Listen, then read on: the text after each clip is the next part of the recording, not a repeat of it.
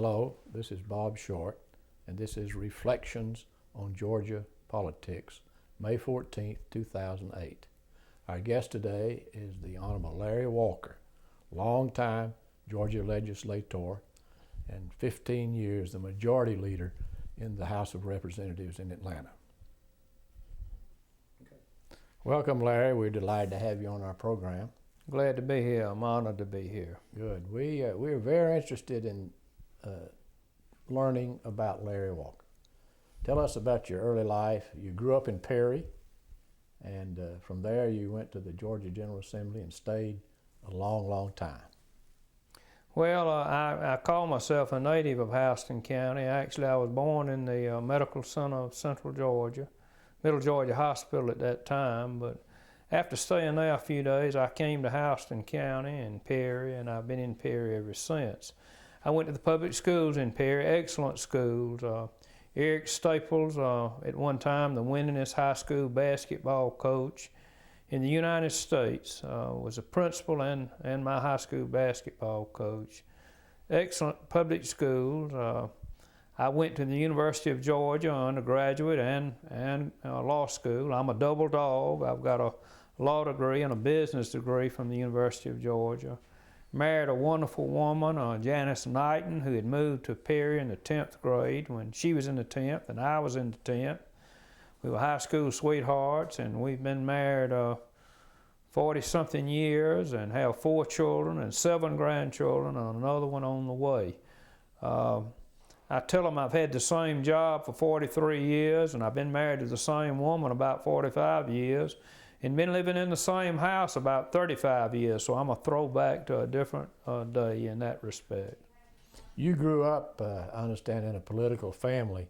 Both your father and your grandfather were public servants. My grandfather was an interesting man. He was from Danville, Virginia. My grandmother was from Danville, Indiana. And they married and went to Los Angeles. My grandfather was a cameraman at Universal Studios. They went from there to Tombstone, Arizona and homesteaded and ended up in Perry. And my grandfather was mayor of Perry and well-respected Chevrolet dealer, active Methodist layman. My father came there as an ag teacher, 1937 graduate of the University of Georgia, met my mother, Mr. Charlie Gray's daughter, and Hazel Nichols Gray's daughter. And my father and my grandfather got in the farm equipment business, and Daddy was in the farm equipment business about 40 years, but he was chairman of the school board in Houston County for 20 years. And so I heard that talk at the table, you know. I heard political talk, and really at an early age, probably about the 8th grade, I got interested in it and always liked it. And Bobby Rowan says that the only cure for those of us that like politics is embalming fluid, and I guess Bobby's right. Did you think when you won your first race in 1972 that you would serve for 32 years? No, I actually had the feeling, I wonder if I can make it 2 years. I hope I don't mess up and do something wrong, and I hope I'll do good for 2 years, and not in my wildest dream did I think that I would be there 32 years. Some ways I think maybe I stayed a little too long. My father used to say, it's a smart man that knows when to put something down and move on, and I kept thinking I might get to be Speaker of the House. That's kind of what I had in mind. I passed up a run for Congress, which I think I could have won. I passed up a run for governor. I toyed with that the year Governor Miller got elected. James Carville told me one time, said, you were the only man that worried us, and that was a big compliment. But Governor Miller, I couldn't have defeated him, I don't think. He had the lottery and the Hope Scholarship going for him. I had voted against the lottery. And as it turned out, Governor Miller was a great governor, I think, but I didn't know I would stay that long. As the answer to your question, I had no idea I'd stay that long. So you were like Governor George Busby, who once said that he intended to serve one term to build up his law practice and wound up, I don't know how many years, but he became governor, as you know, and moved right along. You served under 2 speakers, George L. Smith and Tom Murphy. How would you compare them? Well, I served 1 year under Speaker George L. Smith. He died with a stroke in December after I took office in January. But he was very smooth, he was articulate, he was very good with the media. He worked the media and did a good job with it.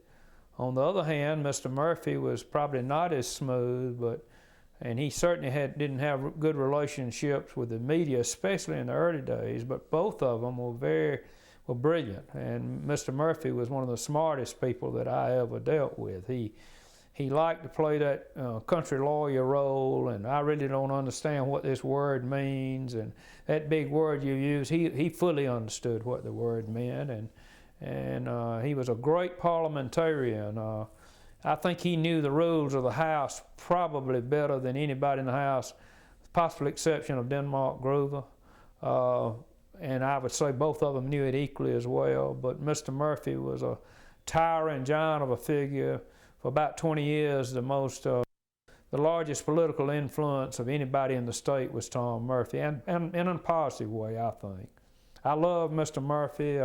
Didn't always agree with him, didn't always agree with his approach, but I thought he was a great man, and I think that today. You mentioned Denmark Groover. His name comes up very often when we speak of the Georgia General Assembly. Tell us about Denmark. On a scale of 1 to 10, as a legislator, Denny was a 10. He read every bill. He was a great speaker. He was willing to help anybody. He was just a legislator's legislator. He was just the best. And for many of those years, I was a majority leader, and he was a majority whip. The role should have been reversed. I should have been his assistant rather than his being mine, in my view. World War II, Black Sheep Squadron, fighter pilot. On a scale of 1 to 10 as a legislator, a 10. Now, as a politician, Denny was probably about a 4 on a scale of 1 to 10. He was too frank. He didn't suffer fools lightly, and a good example of that is I had a bill in there one day, I think Representative Ward Edwards introduced it, to outlaw these nude dancing signs on billboards on the interstate. And of course, everybody was prepared to vote for it. It was a thing to do. It was a political thing to do. And Denny told me, he said, I'm gonna speak against this. It's unconstitutional. And I said, Denny, please don't do that. I said, don't do it. Just let it go. He said, no, it's unconstitutional. I'm gonna speak against it.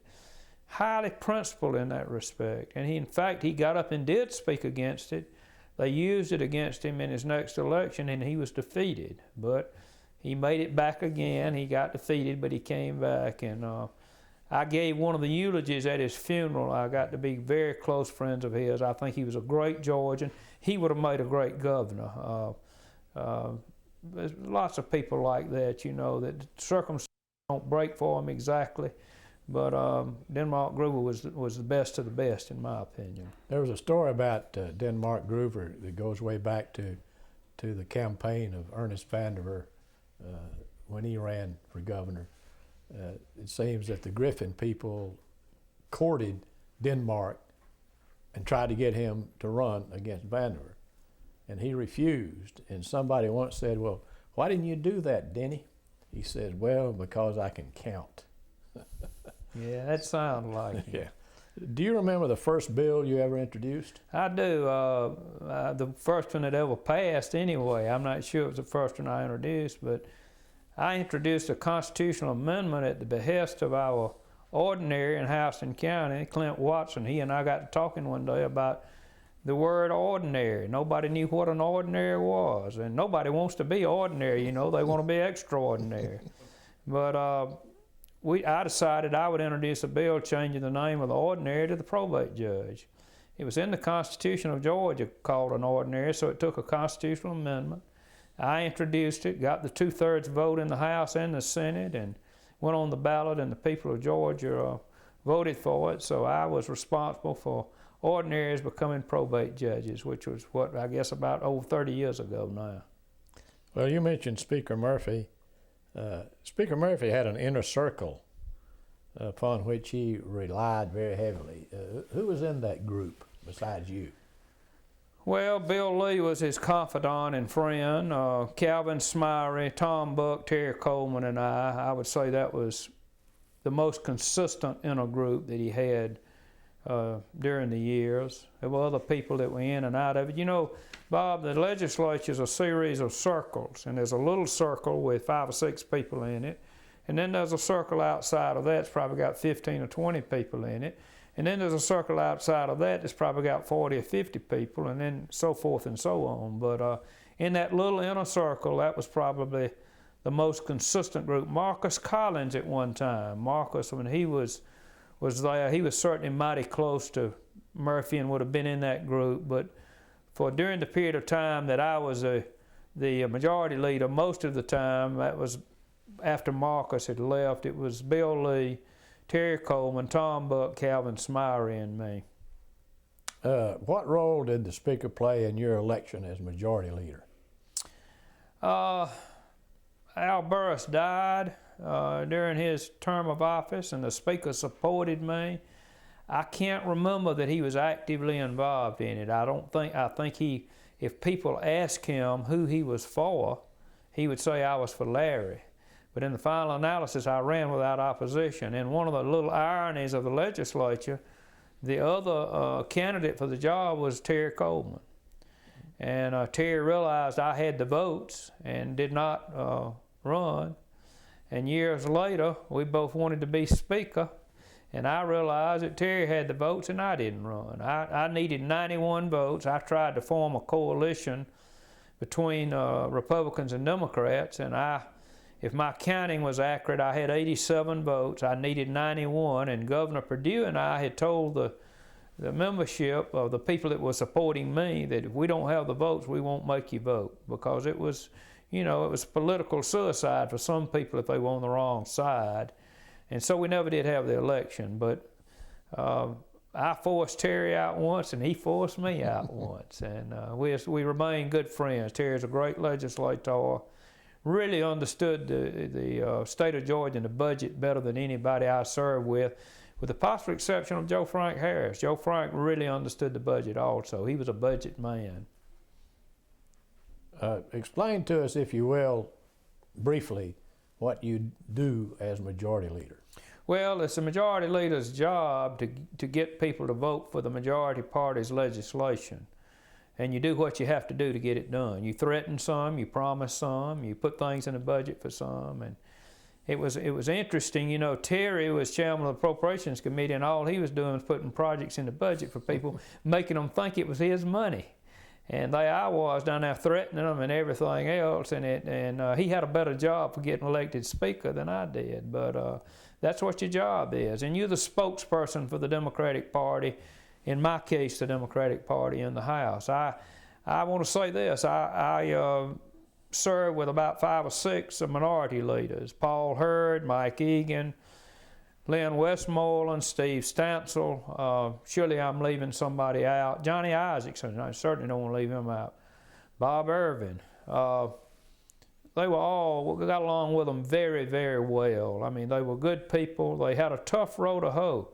You go back into the Mike Egan and Paul Hurd days, and they just had a handful of members, and they were constantly on the losing side. And I had great success as majority leader, but the man wielding the gavel up there was a Democratic Speaker, and that made a lot of difference. And but that's a long answer to the question, but it's your job to get the legislation through. May I ask you this question? It's a tradition in Georgia for our governors to have their own floor leaders, and I'm sure you work very closely with them. But did that in any way impede you and your duties as majority leader? Well, you know, I was a floor leader. I was Governor Harris's floor leader for 4 years and learned a lot from that. The floor leader's a little bit isolated from the other members. I used to say a group would be talking and I'd walk up and they'd quit talking when I was Harris's floor leader. But again, he was a good friend of Murphy's, and it wasn't that difficult. But that is an interesting job, being the floor leader. Actually, I was a floor leader twice, because during the last 4 years of Governor Miller's administration, he said he wasn't going to have a floor leader. He was going to let the majority leader be his floor leader. So I actually was Governor Miller's floor leader in one sense of the word when I was majority leader. But that's an interesting job. You're the governor's spokesperson. You're trying to get the governor's legislation through. that was good training for me to be the majority leader later. Well, it's being a legislator is certainly a very serious business, but there also is a fun side. Tell us about Breakfast with Marcus. Well, the great camaraderie in the legislature, at least it was back when I was in there. I started to say fraternity and sorority, I guess now, with more and more very capable women in the legislature. And you make friends that you have for the rest of your life. And there's a great social aspect to the legislature. You know, every night was all kinds of functions. I've been as many as 5 or 6 receptions in one night. Frankly, they start running together. You don't know whether you're at the Georgia automobile dealers or the bankers. There's so many of them. But and you make these friends and you keep them forever. And I've got people today that are very close friends of mine that I made them through the legislature. And frankly, lobbyists and staff people the same. One of my best friends, for example, is Connell Stafford, who was a lobbyist for the Coca-Cola Company. And I talked to Connell several days a week, every week of my life. I consult with him, I talk to him. We got to be friends through the Georgia legislature. So there's a great social aspect to it. I must have seen 1,000 come and go in 32 years. If you consider you had 30 turnover a year, and I think you'd average that much, that's 960 new people in my 32-year tenure. And know a lot of them. Every now and then see somebody that I know I serve with. I can't call the name, but that's the exception and not the rule. Every part of the state of Georgia, I know somebody from that part of the state because I serve with them in the legislature. But you ate breakfast with Marcus Collins. Ate breakfast with Marcus when the legislature was in session. The 292 Club, named after room 292 in the Sheraton Hotel in downtown Atlanta. And there were probably 40 or 50 people that periodically came through there every morning.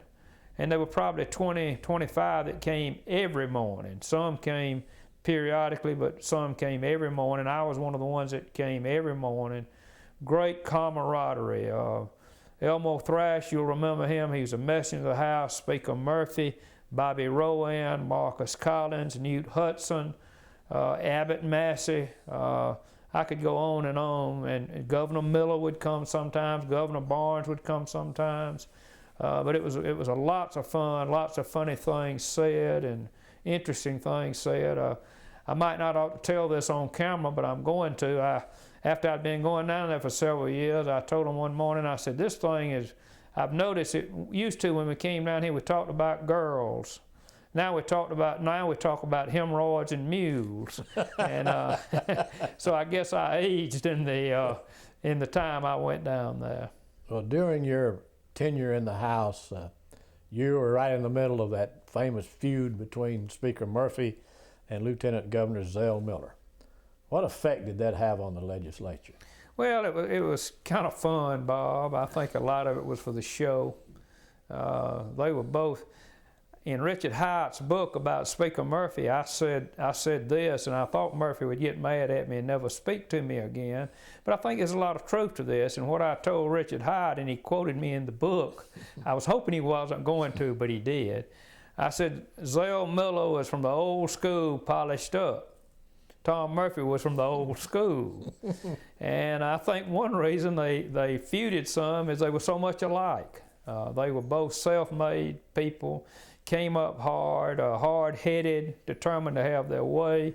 Zell was a Marine, and Speaker Murphy was in the Pacific when he was 19 years old, and Mr. Murphy loved the House, and Mr. Miller loved the Senate, but they as was evident when Zell became governor, they got to be good friends, and I don't think they ever were as far apart as they tried to act like they were, and I think a lot of it was for the show.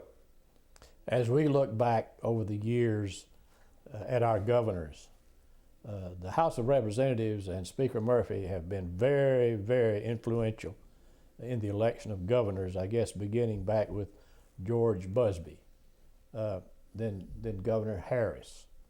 As a matter of fact, I think I'm correct in saying our past 6 governors have been experienced legislators. how do you explain the relationship between the House of Representatives then and the Democratic Party then? Well, it was the Democratic Party. When the Democratic Party was viable and functioning, the House of Representatives was really probably it. Mr. Murphy was a very staunch Democrat. The House was, when I went there in 73, I got elected in 72, went there in 73, it was a white male Democratic body. The vast majority of the people in the legislature were male and Democrats, and I think it was the heart and soul of the Democratic Party when the Democratic Party was more viable than it is today. Well, let's talk for a minute about the programs of some of those governors. Of course, Governor Busbee took on a rather ambitious administration, and I think you would say successful administration. Successful, and when I think of Busbee, I think of foreign trade and bringing foreigners into the state, Japanese in particular, building plants here. I also think about airports. I think Governor Busbee was the father of all the airports over the state, which have been a great economic factor in the state. So that's, when you call Governor Busbee, that's what I think about: foreign trade, foreign investment in the state, and airports. Somebody once told me that you just wanted to do things for George Busbee because he was such a likable guy. Yeah, he was a good guy. He was. He and Governor Harris were both very popular.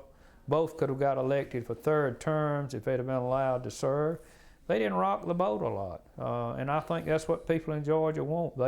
We've seen when governors had too ambitious of a program, what happened to them, and both of them knew how to walk that line between accomplishing something but not rocking the boat too much. Governor Harris, incidentally, was a budget man. He knew the budget like the back of his hand. He knew the smallest item to the largest item.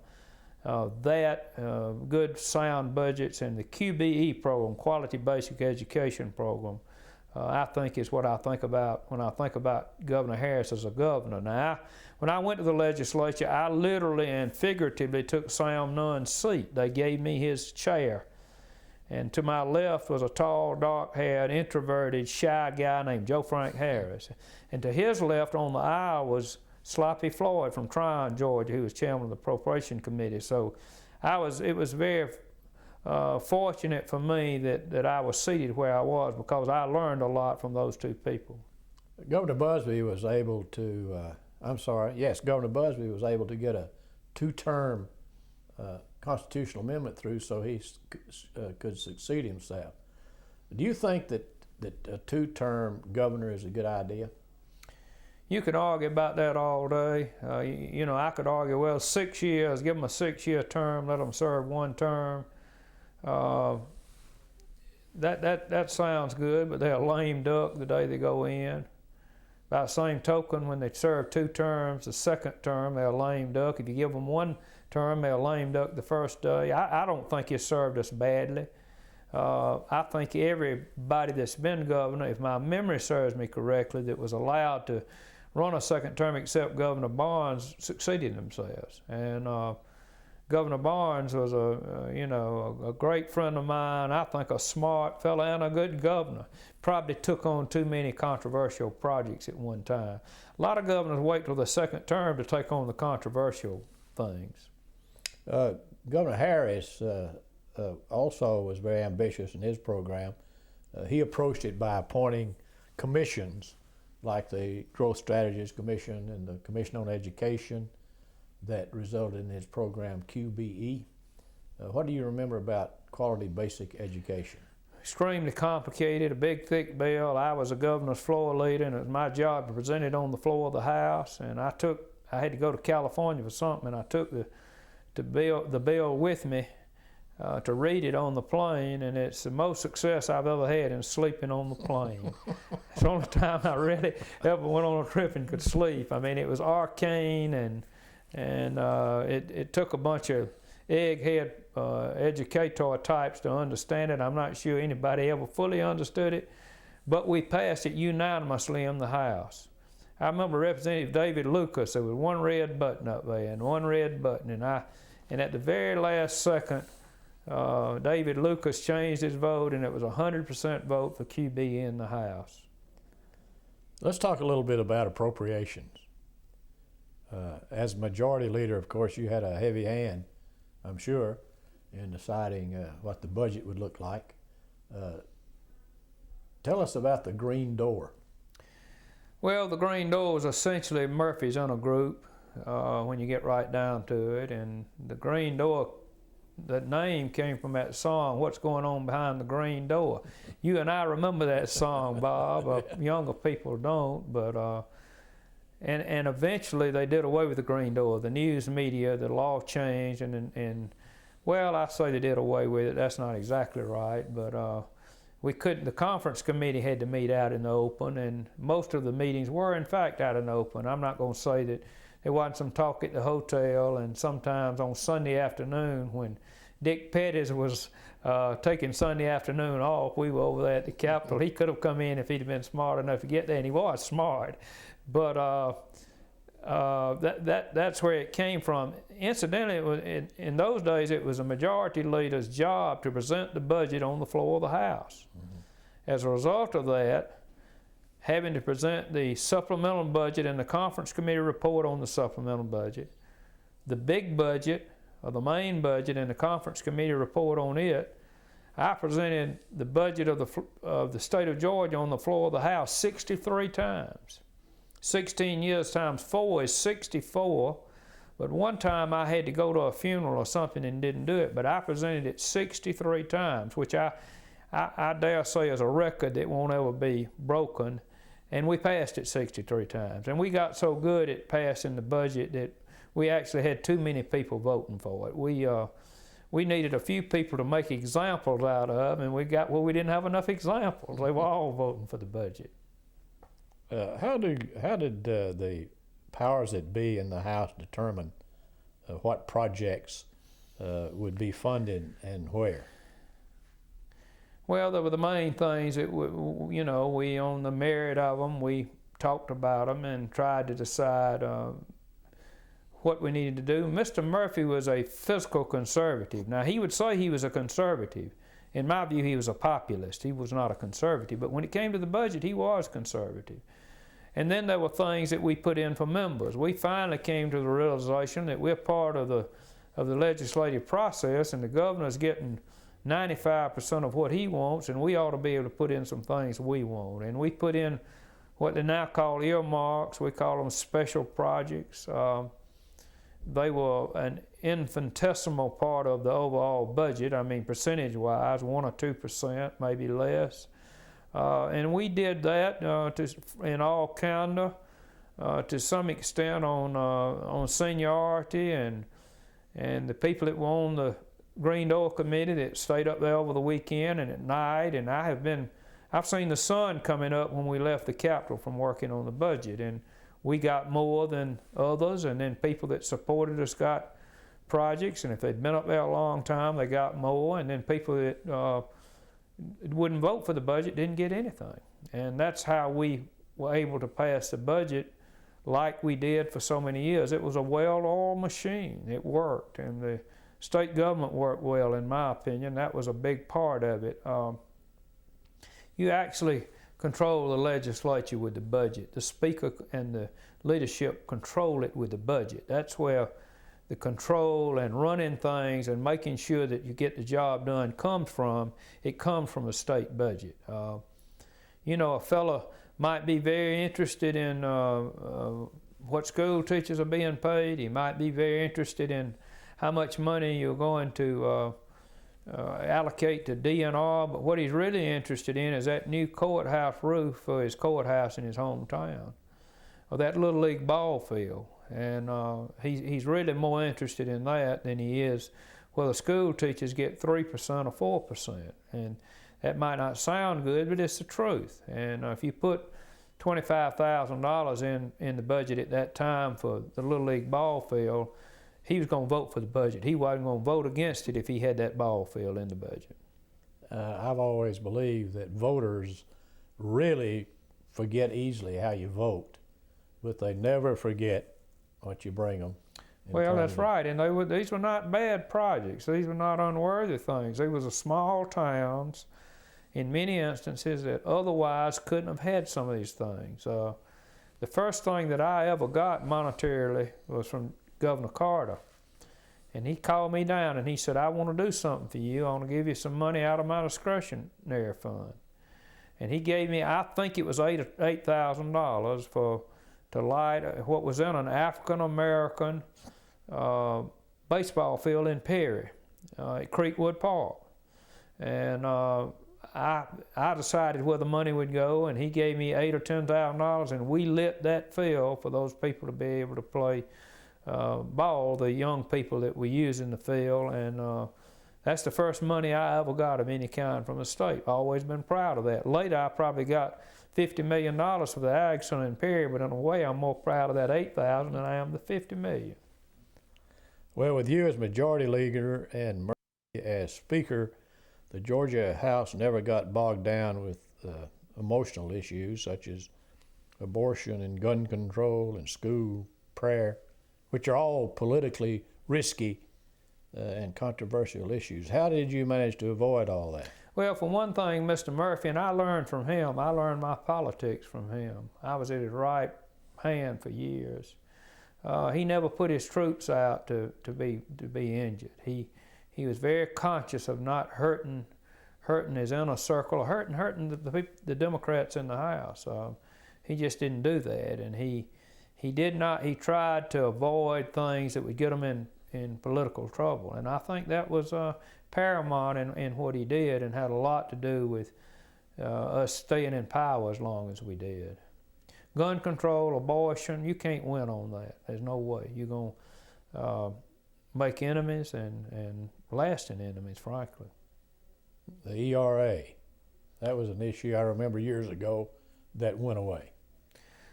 ERA was one of the most difficult votes I ever took. It was, it's hard to say that anybody's not equal, but the ramifications and the possible ramifications were so great. And my mail ran 8-1 against it, and I voted against it. And it's an interesting thing. It kind of died out and has never reared its head again. Maybe federal enactments have made it unnecessary. I don't know, but that was a difficult vote for me to vote no, to say anybody wasn't equal, although there were reasons for voting no, I think. Zell Miller was elected governor in 1990, despite the opposition of Speaker Murphy.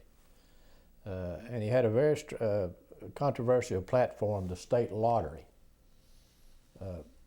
What did you think about that at the time? I talked about running for governor myself that year. In fact, we're in Decoy, Georgia today, DOT board meeting.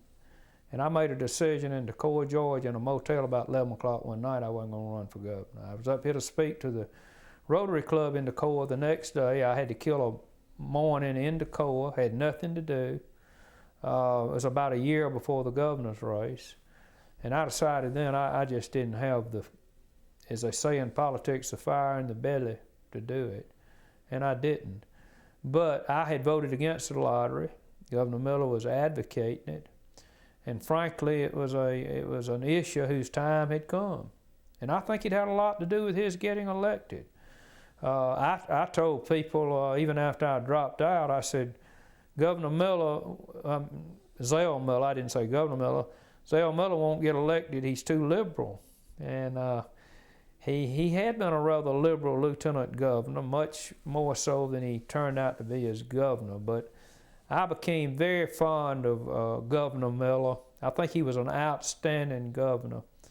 Outstanding governor in the history of this state, not just during my tenure. He knew how to get the job done. He had a good program. He saw it through. He was a great governor in my respect, and I think history will show he's one of the great governors. But the lottery, people were ready for the lottery in Georgia. Now, it didn't pass overwhelmingly, as you know, Bob. It probably didn't get 51% of the vote, but I think the thing that passed it was the fact it was going to be used for education. And in fact, it has been used for education, largely due to Governor Miller's vision of what the money ought to be used for. Changed the university system in this state. We went from a mediocre university system to an outstanding university system because of the lottery and Zell Miller. During his tenure, he also attempted to change the state flag, the first person since 1956 to attempt that, and he failed. How did you feel about that at the time? I hadn't formulated a position at that time. I never formulated a position that I absolutely had to. Not particularly proud of that, but I am proud of where I finally came down on it. I was in the forefront of helping to change the flag. I frankly think that it had not been for me, it wouldn't have passed the House. They needed a rural person to advocate changing it. I was that person. I made a speech on the floor of the House. The Atlanta Journal printed in its totality. But at that time, I had not formulated a position. And frankly, was that during his second term or his first term that he advocated that? Do you remember? Governor Miller? Yes, sir. That was his first term. Well, frankly, had he been successful in changing it, he probably wouldn't have been elected the second term. I think that's right. I think you're absolutely correct. It was a very controversial issue that was reopened when Governor Barnes actually pushed for the change years later, and I think at that time you were supportive of that effort. I was supportive of it. There's been a lot of criticism of how it was done. I was the one that told them, I said, if you don't roll it out of rules today and vote on it today, and you let these people go home, you'll never pass it. I think I was right about that. We passed it with 1 votes to spare, is all we had in the House. And we did. We had a dummy bill sitting in rules. Been sitting there for some time. And we went up to rules that morning. We substituted the change of the flag bill, brought it down to the floor of the House, and voted on it that day. And we broke for lunch, and we didn't have the votes at lunch. But we came back after lunch, and we passed it with 1 or 2 votes to spare. And I think it's one of the great things that happened while I was in the legislature. I am a son of the South. You can listen to me talk and tell that and I told them on the floor of the House, I said, I love when I watch that movie Gettysburg, and those boys go up that hill trying to take that hill, I want these Southern boys to take it. I can't help it.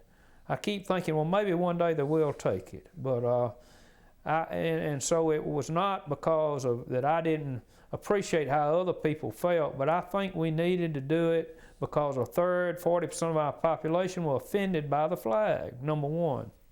Number two, it was important for the image of this state that we have a different flag. And as it's turned out, we've got a great flag. Now, I'm not the one we substituted the stars and bars of the St. Andrew's Cross for. Frankly, it wasn't all that pretty. But the one we finally ended up with is a flag. It recognizes our Southern heritage, and yet it's not offensive to people. I'm very proud of our state flag, proud of the role I had in it.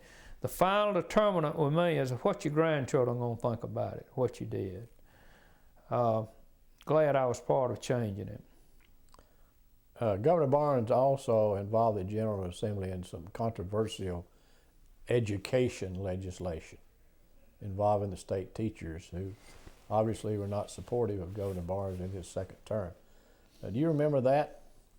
I do remember it. I think he was very well intentioned, what he was trying to do. I think he was trying to improve education in this state. If you go back to Richard Russell days, every campaign for governor, they're going to improve education. Had a difficult time getting our arms around that and doing what we needed to do. And I think Governor Barnes was sincere in his efforts, but he did make a lot of school teachers mad. Maybe not what he was trying to do as much as some of the things that were said about what school teachers were doing.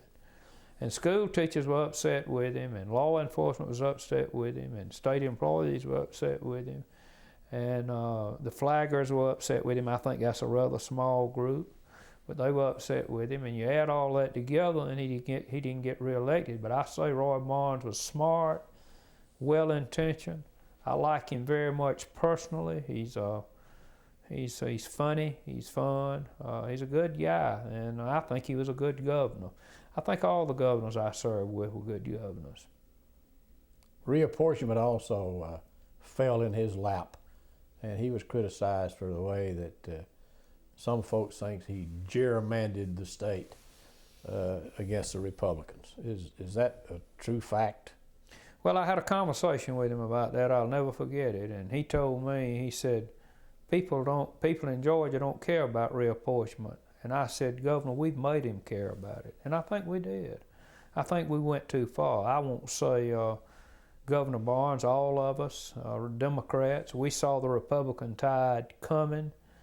Governor Barnes was trying to stem the Republican tide. But I think people thought we were being unfair.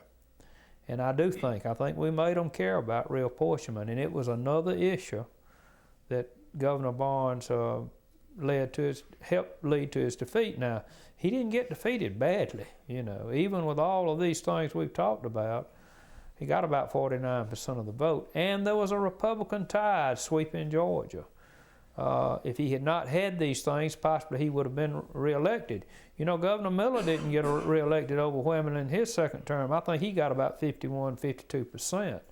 And I don't know, even if we hadn't had these controversial issues, he might not have gotten reelected, but I suspect he would if he hadn't tried to do so many right things. They were right things, but he took on too many of them at one time, I think. I know that you and Governor Perdue are very close friends. You served in the same area, represented much of the same constituency. Did you ever consider joining him when he changed to the Republican Party? No, sir, I never considered doing that. I respect what he did. Obviously, he made the right choice if he wanted to be governor, but I never considered doing that. I was of the school that I'd rather quit than change, and that's what I did. I'd been on that team a long time.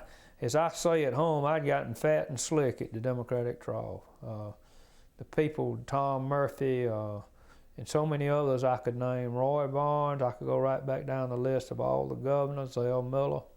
It helped me, and I just thought that, and for one thing, it was probably time for me to quit anyway. And for another thing, I just had rather quit than switch parties. Now, I'll say this to you. Today, I vote for the person.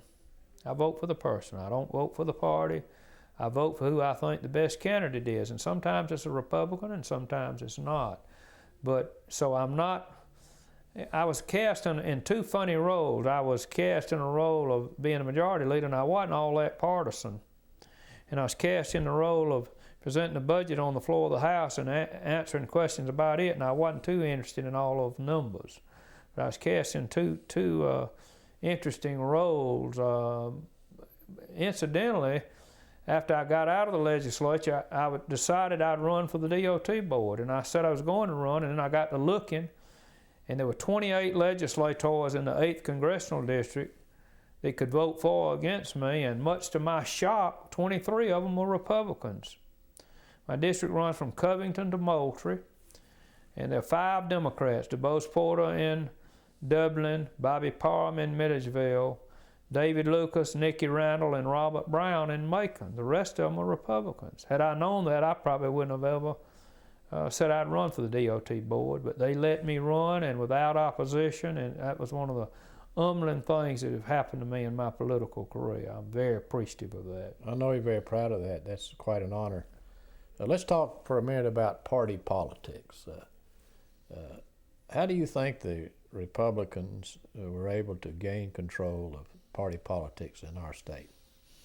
Well, it was sweeping the state. I think that Democrats made some mistakes. You know, we held on a lot longer than they did anywhere else in the South. They changed in Alabama, Florida, South Carolina, Tennessee, all around us. And I think the reason we were able to hold on is because we were doing a good job. We were passing physically sound budgets. We were getting the job done. We were going to Atlanta, getting the business done, and coming home. And so we held on a long time, but I think it was a national thing that happened. And I think that we of necessity, as a party, probably became more liberal because a lot of the people in the party wanted us to be more liberal, and we had to be more liberal. And as we became more liberal, we lost a lot of our constituency, and the people in Main Street, Perry, and the small farmers in Dooley County, and And those kind of people that had always voted Democratic thought we were too liberal. I don't think we were near as liberal as they painted us to be, the Republicans, but it's amazing we held on as long as we did, but we just held on as long as we could, and it changed. Many states require party registration to prevent crossover voting in primary elections. Do you think we should do that in Georgia? Well, I never have thought so. I haven't thought about it in a long time. Frankly, I'm not as attuned to party politics as I used to be, to some extent. I don't know. I think you can make arguments on either side of that. Some disenchanted Democrats believe that the Georgia Democratic Party is too urban and too minority controlled. Do you believe that? Yes, sir. Do you think that the party structure could be changed in any way to bring back those? Well, I say that. When I say that I believe it, you've got to have somebody to step up to the plate. And frankly, the Democratic Party right now they don't have a very strong bench. And we just had qualifying for re-election to the General Assembly or election to the General Assembly. Handful of candidates is all the Democrats put forth is to oppose Republicans, and it's just there's not a strong bench now. Will things change? They could change. They're not going to change, in my opinion, much during my lifetime. I don't think we're going to see the Democrats take over the House or Senate. I do think an outstanding Democrat, you get elected governor of Georgia, but I think they've got to be outstanding, and I think they've got to be middle of the road, and they've got to articulate what mainstream people in Georgia think. Governor Miller's right. He's right about what he says about why we've lost out, and he's right about what it takes to get elected governor of Georgia, and it's got to be what people talk about at the supper table. When it's got to be what they're concerned about, and I sometimes he says it a little stronger than I would, but I read his books, and I agree with about 95% of what he says. I think he's on the right track as far as what Democrats would have to do to take back over. I don't think they're going to take back the legislature back over in my lifetime. In past years, the Republicans in the Georgia legislature used to complain about mistreatment, and now the Democrats are complaining about mistreatment. How long do you think it will take, if ever, for the House of Representatives to be sort of less partisan? Well, it's getting worse. It's not getting better. It's getting worse on a national level. Is it bottomed out? It's kind of like the economy. I don't know whether it's bottomed out or not. It's way out of hand. As Mr. Murphy used to say, it's out of the banks, way out of the banks. And there was a time in this country when the President of the United States could call a handful of people to the White House. Senator Russell, Sam Raven, Everett Dirksen, 2 or 3 more. And he'd say, gentlemen, and we're all men back then. We got a problem, let me tell you what the problem is. And they'd say, Mr. President, didn't matter whether he was a Democrat or Republican, we'll take care of it. They'd go back and take care of it. They did what they thought was in the best interest of the country. That doesn't happen anymore. And it's way, way, way out of hand. But it doesn't seem to me to be getting better. It seems to be getting worse. And if you don't believe I'm right, you wait to see what Senator McCain and Senator Obama, if that's who the nominee is, I suspect it will be, what you see from them in the next few months. Do you believe in term limits? No, sir. Why? Well, the people ought to be able to elect who they want to. They've got an opportunity every 2 or 4 years to limit somebody's term. One of the problems we have in state legislatures today is no institutional knowledge. You need institutional knowledge. I'd been in the legislature 10 years before I ever had any kind of a leadership position. I'd learned a lot in 10 years. I'd watched Marcus Collins and Tom Murphy and Joe Frank Harris and all of these people. I'd watched them, Robin Harris, and I could go on naming people. And it takes a while to learn, and I'm not for term limits. I noticed that the Republicans that were very much for term limits were for term limits until they got in power, and you haven't heard that mentioned since they got in power. I think they're right now and were wrong then.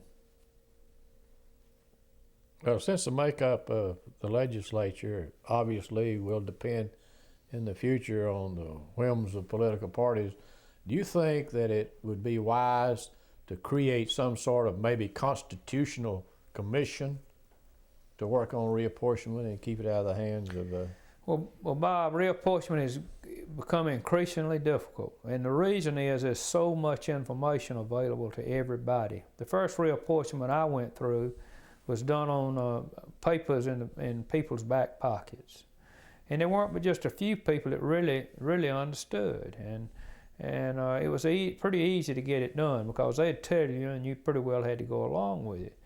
Now everybody has information about everything. They know every household, they know who's in it, whether they voted last time, how they voted, Democrat or Republican, race, sex, and they know that you're fixing to pass a plan that they're going to have difficulty getting reelected in, and it's getting more and more difficult.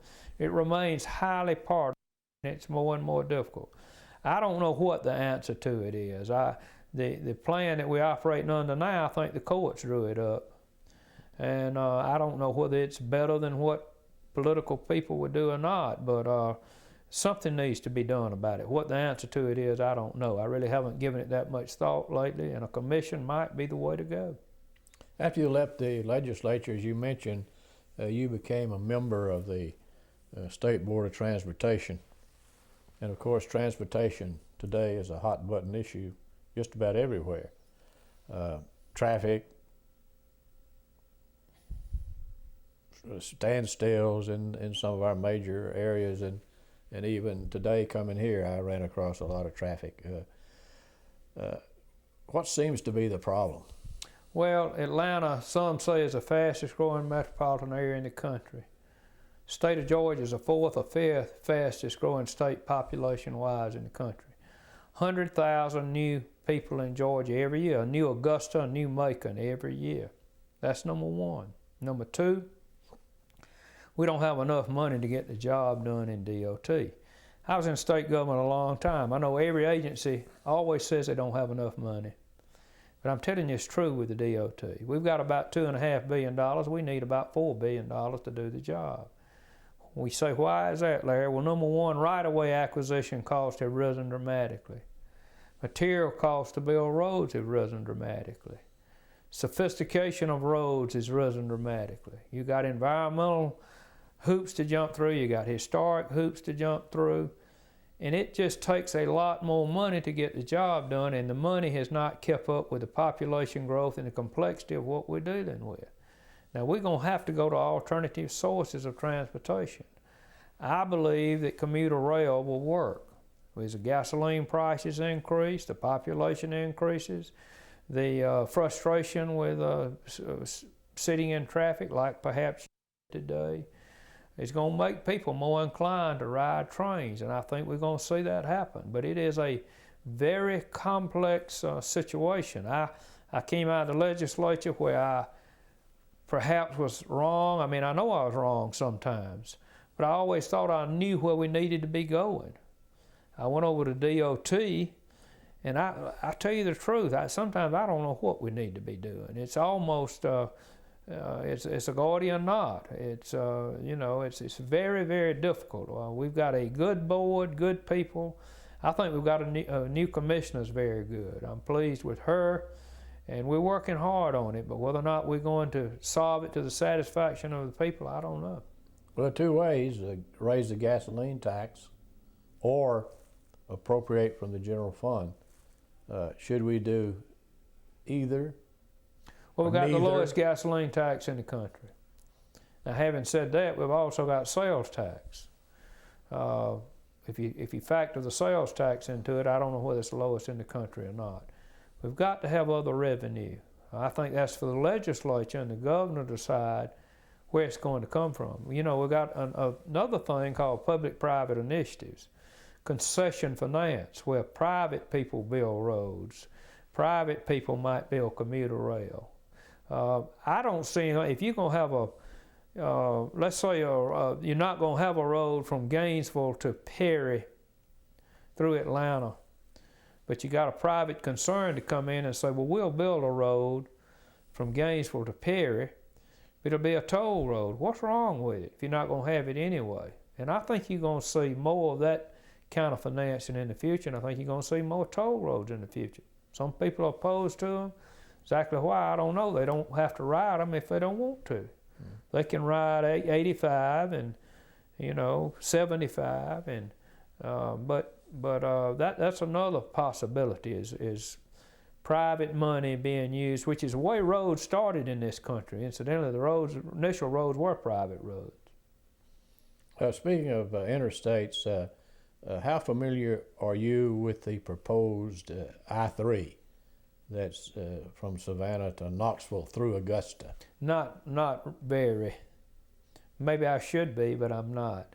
Well, there seems to be a large cry for some sort of interstate between Savannah and Augusta, but past that, there's a lot of opposition because it would go through the mountains of North Georgia, and you know how the people up there about their environment. So yes. I don't know whether that's alive or dead, but there is one report that the circumferential highway around Atlanta, or the Northern Arc, which was another thing that helped beat Governor Barnes. That's true.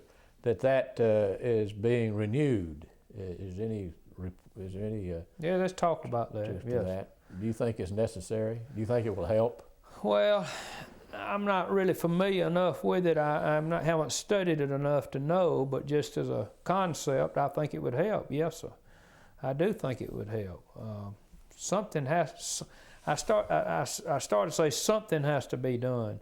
Some things have to be done. Not one thing, but there's several things that will have to be done to alleviate this horrendous traffic problem. We're going to always have traffic problems because we're a growing state, prosperous state, one of the great states in the country. But we ought to try to alleviate it. Good. Well, before we leave the DOT, let me ask you this question. Back in the term of Carl Sanders, Governor Sanders, he got legislation passed to remove the appointment of board members from the governor to the legislature. Was that a good idea? You could argue either side. That's one of those beauty's in the eye of the beholder kind of a thing. I don't know. I think it's worked reasonably well. There's been some controversy about it, but frankly, there's controversy about governor's appointments, and I think it's. I'm happy to be working for 28 legislators. I'd be happy to be appointed by Governor Perdue. Either way, I mean, I think you can argue either side of that. How about the selection of the commissioner? Well, it definitely should be a board function. She's working for us. I think she's good. We've got a new commissioner, Commissioner Gina Abrams, and 2 degrees from Georgia Tech. Very much data-driven, bright, articulate, committed to positive change. Not without some controversy in the election and since the election, but she's good. She's going to be outstanding given time, and she's getting her feet on the ground. And I think, and what I hear from people and just citizens, I think they're impressed with her and they like her. And there's been a little controversy, as you know, about her, but the people that are talking to me saying that they think it's much to do about nothing. Are we doing too much in the way of incentives in bringing new industry to Georgia? Probably not doing enough. We're probably not doing enough. We need more industrial development in the state. We don't need to be, for example, I'm from Houston County, and Houston County has become a bedroom community, and without industrial jobs, and it's certainly not keeping pace with the individual homes that are being built there, and they cost you money.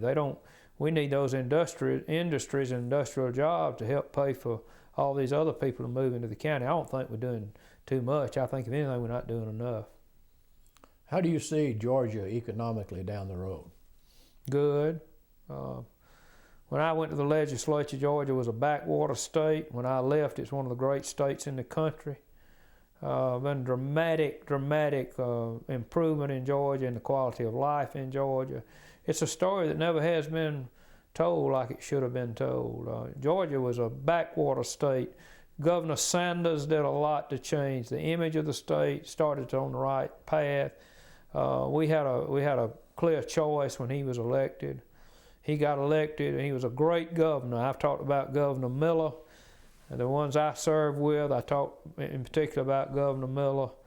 Governor Sanders was another great governor in the history of the state of Georgia. I think he was extraordinary in every respect and had a lot to do with changing our image, getting us on the right path. We made great progress. One of the interesting things about the new flag was Denmark Groover, who sponsored the legislation to create the old Georgia flag in 1956, made a speech on the House of Representatives in support of the new flag.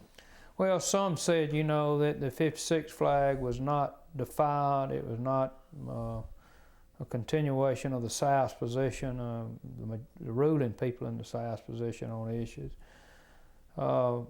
Denmark Groover, who was then out of the legislature and was sick, not a well person, came to Atlanta with my law partner and his close friend and Garland Byrd's son, Chuck Byrd, and came before the Rules Committee that morning that I talked about, and he said surely it was defiance of the federal courts. That's what it was about, and it needed to be changed. And I think that was a big factor in getting the Rules Committee to pass the bill out and later pass it on the floor of the House. I think Groover had an opportunity to correct where he thought he was wrong years before, 50 years before. And he was big to do it, and it helped pass and get us a new flag. You know, people would ask me, what you gonna do about the flag? And this is not something I'm proud of, but it's the truth. And I'd say to them, you know what I'm gonna do about the flag. The truth of the matter is I didn't know myself until I was confronted with it and had to actually take a position. I didn't know what I would do. And I'm glad I was part of trying to change it. I think I took the right position. Just like Denmark Groover, when he had a chance to change his position, he did so. I'm glad Denny did that before he died. What was your most exciting day in the legislature? I think the most exciting day was in 1979. I hadn't been there very long, and in a bill sponsored by Representative Peggy Childs, we made Georgia on My Mind the official state song. And Ray Charles came to the floor of the Georgia House. A piano was set up down front. He played and sung Georgia on My Mind. Hoagie Carmichael, who had written the music to Georgia on My Mind, telephoned from Los Angeles at 10 o'clock in the morning. I remember him commenting about how early it was in California, and he wasn't used to getting up that early. And it was almost magic in '79 because everybody in the house could hear it. It was some kind of electronic hookup, and we could all hear Hoagie Carmichael talking, and we passed and celebrated Georgia on My Mind as being the official state song. Most bang for the buck money that any state ever got for a state song. Somebody told me that Georgia paid $600,000 for the right to use that as its official state song, and it's really sung all over the world and played all over the world, and when people hear it, they think about the state of Georgia. That was an exciting day I'll never forget.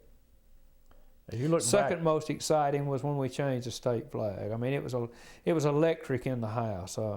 It was everybody watching. I've got a picture of myself in my law office in Perry watching the vote on the board, and it was obviously extremely close, and I think we passed it by either 1 or 2 votes. One Republican, Representative Austin Scott from Tifton, voted to change the state flag. We needed Austin's vote. I've always admired and respected him since that time for voting to change the state flag. Well, over a very long and successful career, what do you consider your greatest accomplishment? Well, I was involved in getting the Ag Center in Paris. It's been a tremendous success. 700 event days a year. Some days none, some days 5 or 6. Almost 1 million visitors to that facility a year. Young people showing their livestock, etc. But I really think the greatest accomplishment is when Representative Sonny Watson from Warner Robins and I talked and decided that we were tired of the bickering between Perry and Warner Robins, and we were going to try to see what we could do to make the county work together. And I went to Sonny and I said, Sonny, you're from an old family in Warner Robins. Watson Boulevard. Boss Watson was the first mayor of Warner Robins. Sonny's granddaddy. And I was from old Perry, not as old as Sonny. My dad had come there in 1937. And I told him, I said, if we'll work together and talk about the county working together, we had 3 development authorities in the county. We told them we weren't going to deal with 3 anymore, we'd deal with the 1. And the county, I think, started working together then and has since, and it's been a tremendous asset to the county. I'm proud of the role that I played in seeing the county come together and work together. What would be your biggest disappointment? Oh, I had so many wonderful things to happen, and the biggest disappointment is not all that bad. I wanted to be the speaker. Came close to being speaker.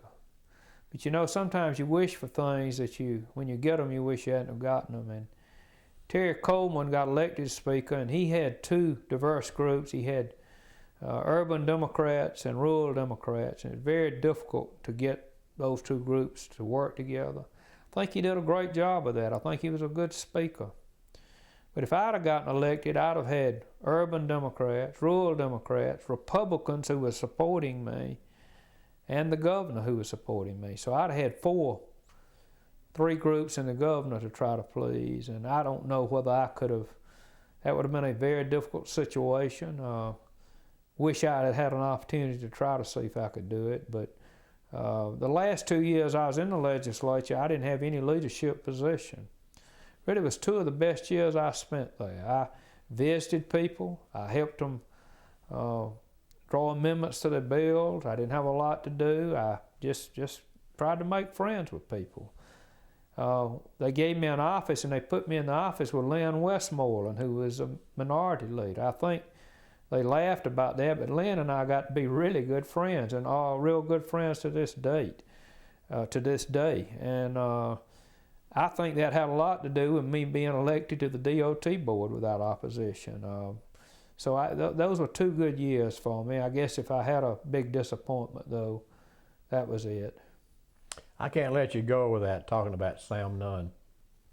You knew Sam very well. You know Sam very well. Sam, of course, was a great United States Senator, and you were very close to Sam. Was and am close to him, do his legal work locally in Houston County. Great American, would have made a great president.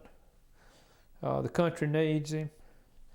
A lot of people in politics have what I call the Sam Nunn problem. The Sam Nunn problem is you got to be so liberal to get the Democratic nomination that you can't win the general election. And to win the general election, you got to be so conservative you can't get the Democratic nomination, and it's a tragedy.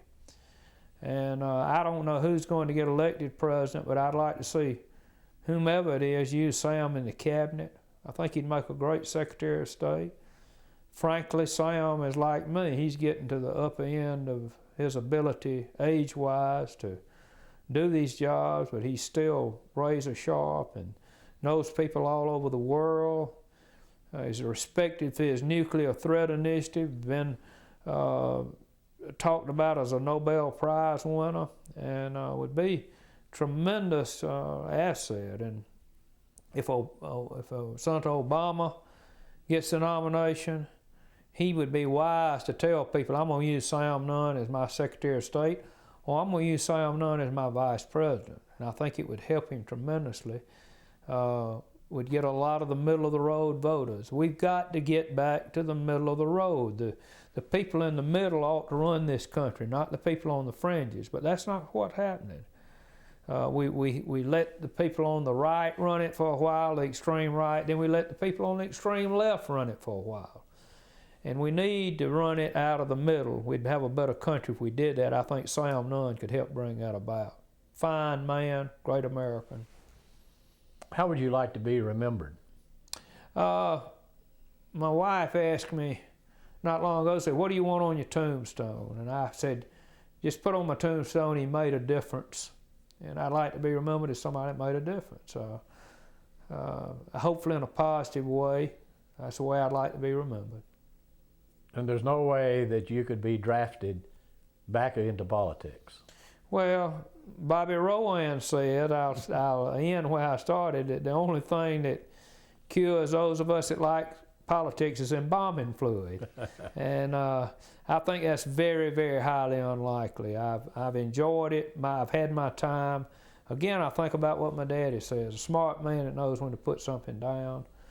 You don't have as much energy at 66 as you do at 46. You just don't. And having said that, I think people with gray hair can contribute a lot. I think we need more of that on the state level and certainly on the national level.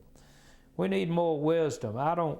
If you ask me on the national level, who is a wise person? In the United States Senate, who is a wise person? I'd have a hard time coming up with a name. I'd say Sam Nunn's wise. And that's what we need. We need some wisdom. Maybe people are just as wise, I don't know, and the media tears them down so you don't think they are. But I can't think of anybody in the United States Senate I would characterize as wise.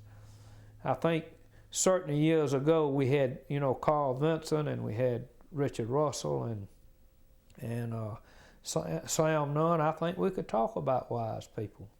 I don't see that much anymore. Well, you've been a great public servant.